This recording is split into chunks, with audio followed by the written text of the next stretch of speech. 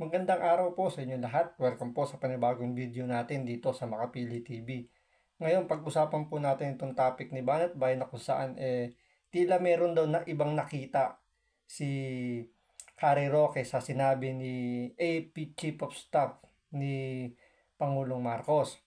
Ito ay dahil dun sa balitang siya mismo yung nag-announce sa kanyang speech na meron daw destabilization. Siyempre, pag sinabi mo may destabilization, ibig sabihin may nag-aaklas laban sa gobyerno o administrasyon ni Pangulong Marcos. Dito, hindi naman po media yung naglabas o hindi naman ibang tao ang nagsabi na may destabilization. Ito yung nanggaling mismo sa bibig ng ating AFP Chief of Staff.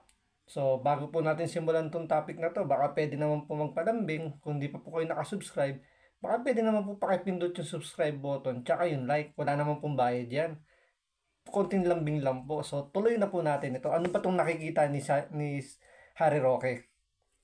Talking of stability, ako'y nawindang ha? Na no less than the Chief of the Armed Forces of the Philippines ang nagsabi na meron daw D-Stab.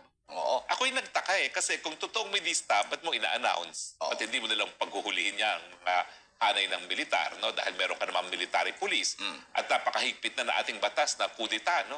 Hindi lang puri bilin ngayon ang pwedeng gamitin para litisin yung mga nagdi-distab, no, na mga nasa hanay ng militar, kundi kudita. Kasi talagang ang kudita, yan po ay kalaban ng demokrasya, no? Talagang binabaliwala ang mandato ng taong bayan. At bilang isang dating kandidato na tumayo sa entablado ni PBBM at Inday Sara Duterte, naniniwala ako na kinakailangan respetuhin pa rin ang mandato ng taong bayan. Marami nagsasabing nagkamali daw sila, pero nagkamali o hindi, yan po yung naging mandato natin. Kung tayo in the end ay magsisisi, sisihin natin ating mga sarili. No? Pero, ang nakapagtataka, bakit ang Chief of Armed Forces of the Philippines pa, ang kumbaga, sumigaw ng sunog sa isang punong-punong sinihan? Yan. Hindi po gawain niya ng Chief of Staff. Ang aking analysis dyan, kasi nga naging kasabayan kong spokes itong si Chief of Staff Browner na mga panahon na yan, koronel pa nga ata siya, no?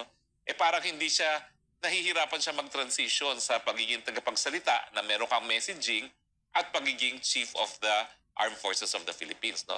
Siyempre, ang sabi niya, misquoted. Ay, naku naman, no? Sa tagal naman natin na nasa linya na ng komunikasyon, alam natin kung ano misquoted o hindi, no? Malinaw po yung talagang sinabi niya na meron talagang ilan na mga retiradong mga military officers na nag-iinstiga na mag-alma. So, yun yung palusot daw niya. Misquoted daw yung sinabi niya na meron daw destabilization. So, alam nyo, kahit naman sabihin nyo misquoted yan, nanggaling sa bibig mo mismo. Wala naman siguro nagtanong, bigla mong inopen sa yung speech. Siyempre, isipin ng media, or talaga imi-misquote ng media para may balita. Naibabalita ng media kung wala namang sasabing normal speech lang gagawin mo, hindi nila ibabalita yan. Di ba? Since sa'yo nanggaling yung salitang destabilization, imi-misquote talaga yan ng media para meron silang maibigay na ibabalita na alam nilang puputok. Siyempre, dyan sila kumikita. Di ba? Dapat talaga medyo maingat yung mga, lalo na yung mga nasa taas na magbitaw ng mga salita. Huwag sila masyadong magiging kahit general pa yung yung sinabi na general na words o general na statement. Pwedeng i-misquote kasi talaga yan. Ang ating mga kasundaluhan at bumitaw sa chain of command, no? So malinaw po yan. Kung di naman niya sinabi yung salitang destabilization, yun pong ibig sabihin niya. Pero bakit ang Armed Forces of the Philippines Chief pa nagsabi niyan? Either totoo, in which case gusto niya siguro talagang tumigil, pero kung totoo yan, ay magpapanik talaga ang taong bayan. At mantakin mo, ginawa niya itong mga salitang ito na meron tayong bisita. Ako nga, yung issue ng comfort women, gusto kong wakwakan ng wakwakan yung buwibisita ng Prime Minister. Pero dahil ugali nating Pilipino, na kapag nariyan na siya ay tratuhin ng mabuti, hindi ko na inalabas ng husto. At saka hindi pa naman siya dumarating nung linabas ko yan dito sa ating programa, no? Or marites yan. Pero mas nakakatakos kung marites yan. Bakit? Ano bang senyales ni Chief Browner na yung mga tutuliksa at merong ibang pananaw sa administrasyon ay ikukonsidera ng mga destabilizers at kakasuhan na ng kudita? Abay, yan po ay mas delikado dahil parang Ayun na nga, no? Anak na nga ng dating presidente na nagdeklara ng martial law. Eto na naman, ang chief of staff ng anak, nagsasabi, may dista, baka mamaya, ang kasunod yan, hulihin na lahat ng mga pumupula sa administrasyon ng PBBM. Yan ang medyo nakakatakot. Sa totoo lang, tama si Roque dito. Perfect, ika nga. Shoot sa banga. Yung ganitong, kasi hindi ko alam kung ano yung purpose, bakit nagsalita ang ating AFP chief na there is a destabilization going on.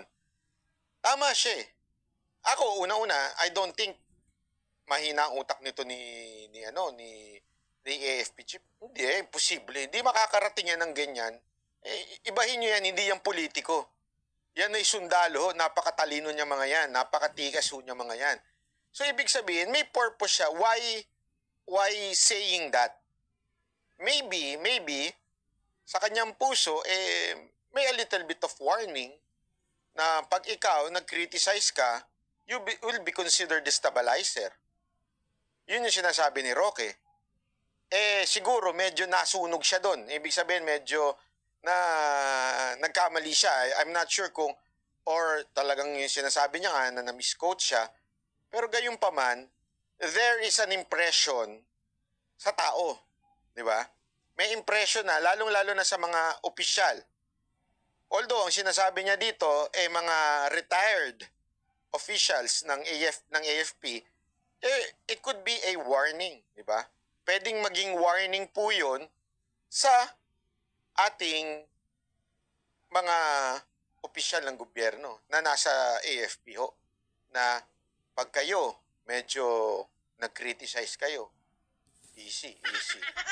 Baka At the same time, syempre, yung ekonomiya ng bansa natin, may tatamaan talaga dyan. Syempre, yung mga investor, yung mga negosyante, medyo magdadalawang isip na, alam nyo, mag-invest sa Pilipinas kung alam nila na medyo may gulo o meron silang nababalitaang gulo sa hanay ng ating armed forces mismo. Diba? Yun yung iniisip kasi nila, armed forces, yun yung magiging security ng bansa, yan pa yung magulo. So, syempre, yung mga negosyante, mga investor, medyo magdadalawang isip din. So, hindi lang yung panic ng mga nasa katungkulan, pati yung panic ng mga businessman, tatamaan talaga doon. Medyo maaalarma sila. Easy kayo dyan. Sabi nito, paraan para mag-martial law ba? Yan, naku, hindi ko sure. Hindi ako sure dyan. Actually,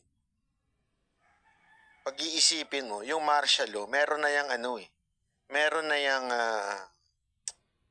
supposedly meron yung merong gate, ika nga. Ibig sabihin, may safeguard. Magbabalance dapat dyan, yung martial law. Pag-declare na martial law ng presidente. Kaya lang, yung gate na yon o yung parang supposedly check and balance,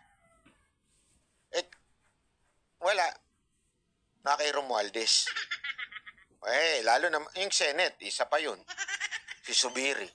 So, kasi, di ba, tandaan ninyo, ang martial law pwedeng kailangan sang-ayunan ng Congress.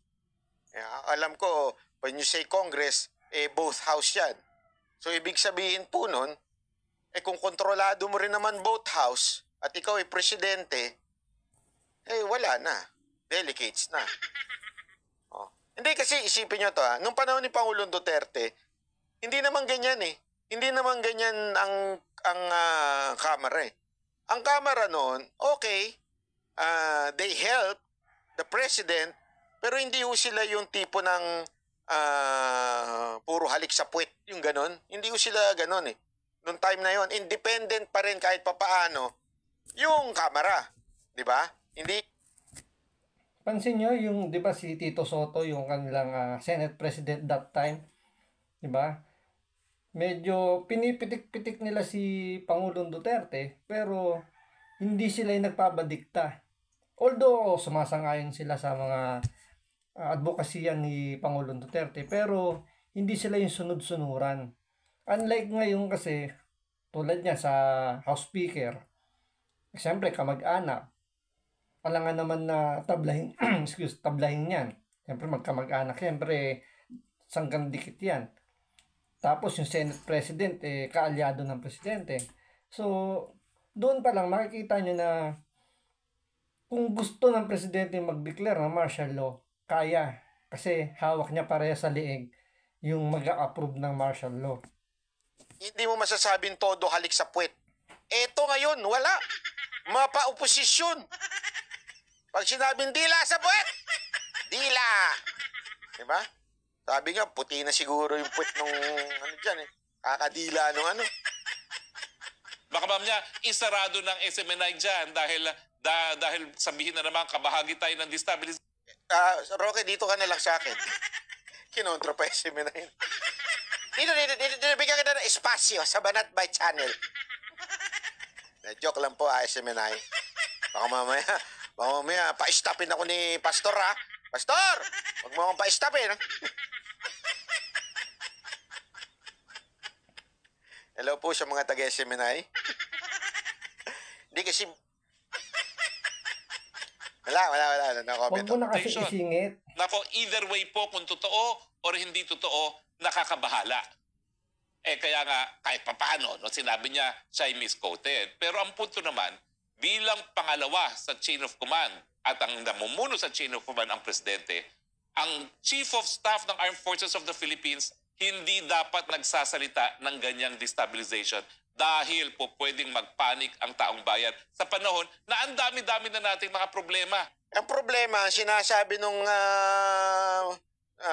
anti-Duterte vlogger na nawala na sa ANC, sinasabi nung kanilang programa na si kasama niya doon, si Llamas, parang ang nagpapaapoy pa daw si Maharlika at ang number 1 na si Banatbay.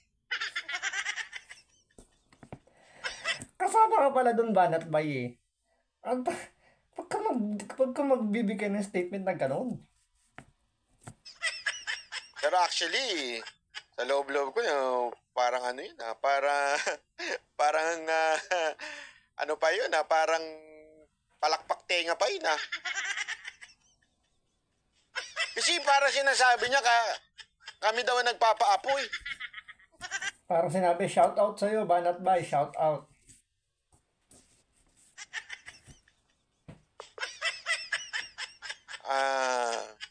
Dating Yusek ba yun o sekretary? Hindi ko sure kung ano siya dati.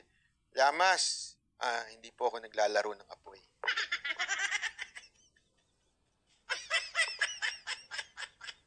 Dalawang gera na nga yan. Baka ma'am niya magkaroon na naman ng oil embargo at mawalan na naman tayo ng source ng petrolyo at langis at magkakaroon na naman tayo ng rationing.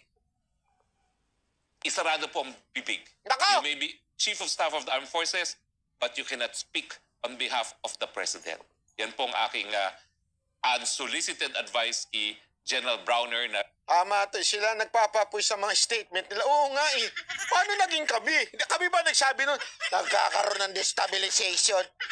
Kahit kailan, hindi ko nga binanggit ko na ba yung destabilization? Parang hindi ko nga alam meaning nun. Paano ko gagamit ng destabilization? Ewan ko ba, sa totoo lang, pati yung kamalian ng iba, inaano sa amin? Paano nangyari yun? Ako, paulit-ulit ko sinasabi noon pa. Since nung, hindi ito. Noon pa, since nung may issue ng MUP, marami talagang disagree doon. Pero wala ako sinasabing destabilizer, walang ganun. Baka equalizer.